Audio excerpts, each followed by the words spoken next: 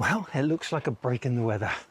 So this morning, it's not going to be another potato pot reveal, but an artichoke, a Jerusalem artichoke reveal. Let's take a look.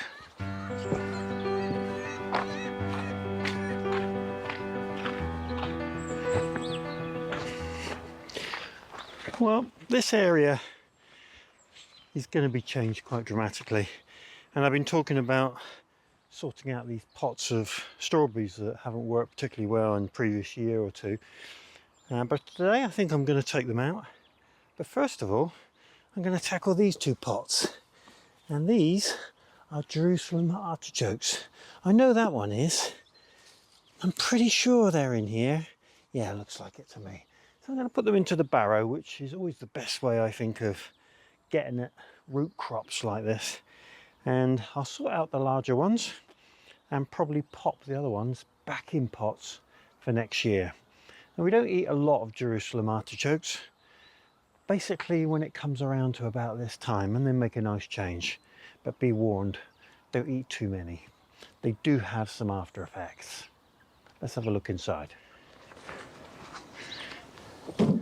In earlier videos I've explained that this soil, which comes from mole mounds, is usually very good quality, so I've kept it, not knowing quite what I was going to do with it, and the main thing was keeping it dry, so I covered over. But when I take these artichokes out and I put the others back, they're going to need some reasonable soil, and this I think is what I'm going to use. There's a little bit more down there if I need it, so I'll put that to one side, and we'll get these artichokes.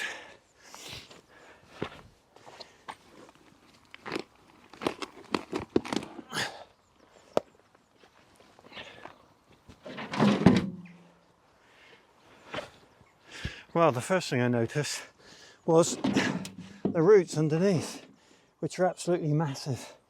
And artichokes are well known for encroaching on areas of your garden. So that's why we keep them in a pot.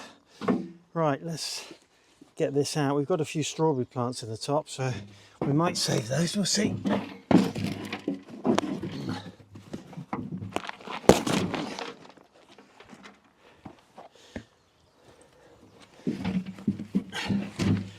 Right, well, I can tell you right away that this isn't artichoke. This is in fact horseradish.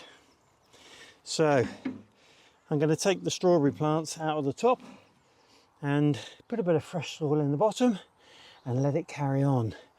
And we will get to harvesting these artichokes, but they take quite a bit of preparation.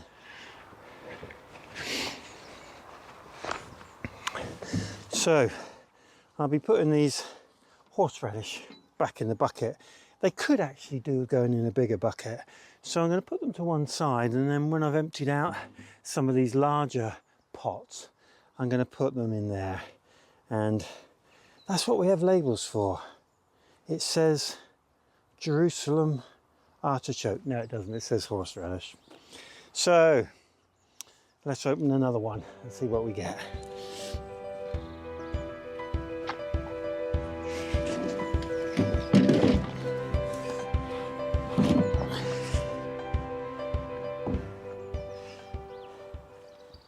Well, we've got some amazing grubs in here, huge. I'm not quite sure what they are, but I know who's going to enjoy them. Okay, well, this is definitely artichokes. So I'll just break away. We'll collect up these grubs as I come across them. And it's a really good reason for changing all the soil in here. I think this is going to go on the compost bin when I've got rid of it. So there's the first one. Very small, but still usable. And there we go, another.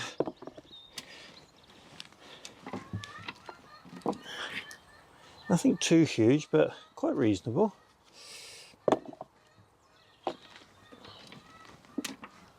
Another grub. I keep the small ones because they're worth just dropping into the new pot when I get it going. That's a decent size artichoke. Yeah, quite a few smaller ones.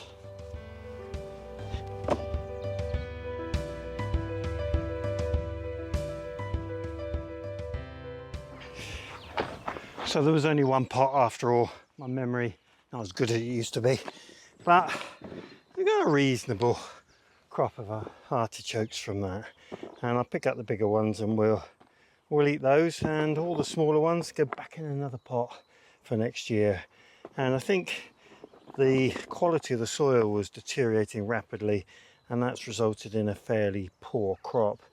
So hopefully when I put this mole hill soil in the new pot, maybe add a little bit of feed, and we'll get perhaps a better crop next year. But that's fine, it's all extra food. Okay, well, we got some different categories of stuff here. So this is compost that's coming out of these pots. It's not brilliant, it's got a few bugs in it, and I think that is going to go over on the squash bed, which I'm going to work on a little bit later. This is the compost out of those artichokes, and that's got a few of the small artichoke bulbs in there, and to be honest with you, it's really dangerous to start adding that to anywhere in the rest of the garden, because I'll end up with artichokes everywhere. So I'm going to be really careful where I put that, and it's not going to be in the garden. We've got strawberries coming out by the handful, and these are older plants, and I'm thinking I might just stick those in the hedgerow, make good use of them. And these are runners, and they're of course are premium strawberries because they are exactly what you want to fruit this coming year, being that they're young plants. And you can see how the runners have gone into the wood chip, and as I take those out, I'll collect them together and pot some of those up. And that means I just need to carry on with this, and no doubt that'll generate a bit more soil for the squash bed. So onward.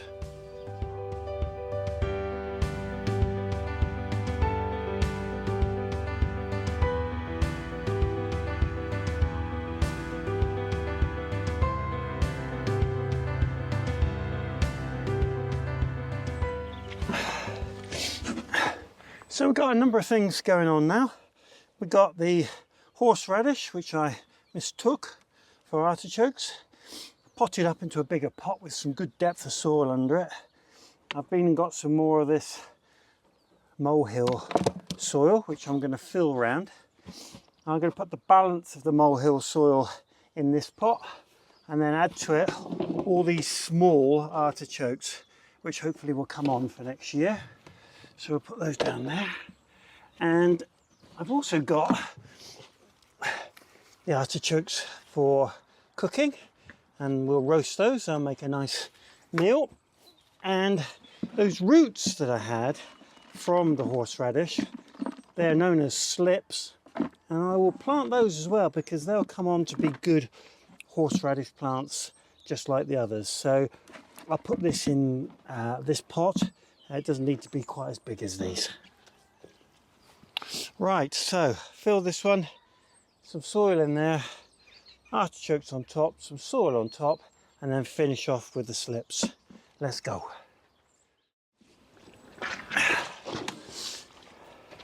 So I was a little bit short on soil. I'm going to just top these off with my compost from down at the bottom compost area. I'm going to try and lift some of these artichokes up so they've got them on different levels, I think, just to give them a real chance. So we'll fill these and finish off with those.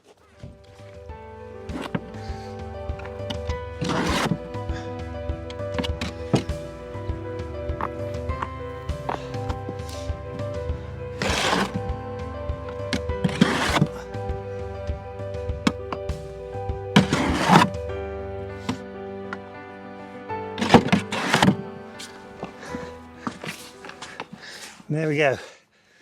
So one pot of fairly mature horseradish, one pot of slips, hopefully to come this year, and a pot of artichokes, which hopefully will get bigger for next year. So we've got two qualities of these strawberry runners. The new ones, which will be for this year, and the old ones, which I'm thinking might go in the hedgerow.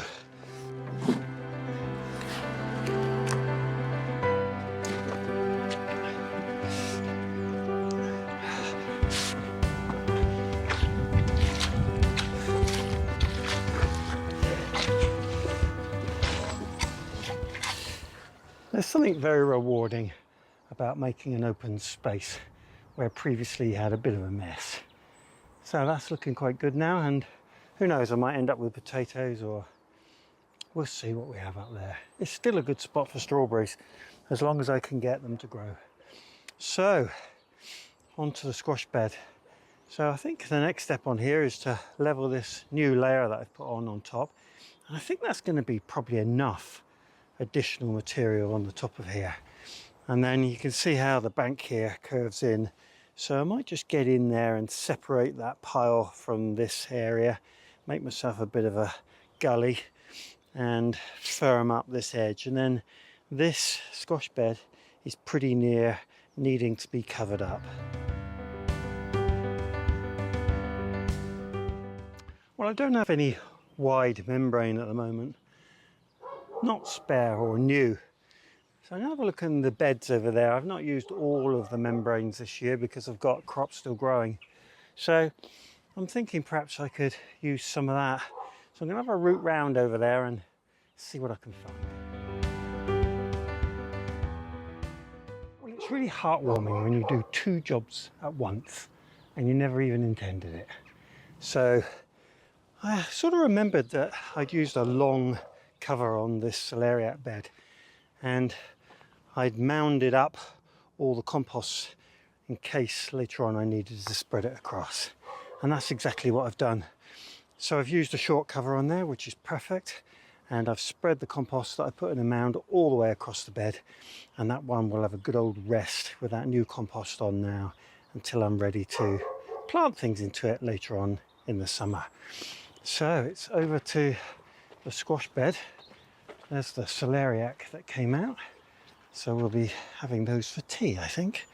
Hadn't planned that, but that's the way things work out. So this is the long cover, and this is the moment of truth. I'll set you up on a tripod and let's see if I can get it covered. Okay, fingers crossed. I need a fairly big overlap because I want it to go over the side, so it's going to be interesting. It's looking close.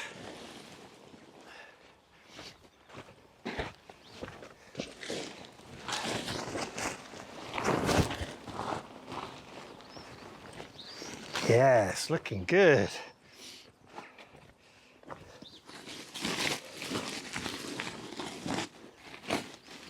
Some days things just work out. It's so exciting. That is perfect. So I've got a bit of an overlap down here into this gully. Get the corner sorted out. And I've also got an overlap into the path. And the path is probably going to end up being made of a few bits of membrane because I don't think I'm going to have enough wood chip to cover it this year. That's going to work perfectly. Right, I'll get that secured and then it can sit there for a few days. Well, the rain's coming in again, but that's a good step forward. I've put these boulders there to hold the membrane down. I chose to bring the really heavy ones over because they're going to get used here anyway, so why not put the effort in now? And you can start to see how that mound is going to work, and then I'll carry on membrane down into the pond, but not quite yet. So I think the rain's going to call a halt to this for now, but it's been good. I do hope you enjoyed the video today. If you did, click the subscribe button, click the like button, and if you want updates from me each time I upload a video, click the bell and select all. I do hope you have a great day. Diolch yn fawr.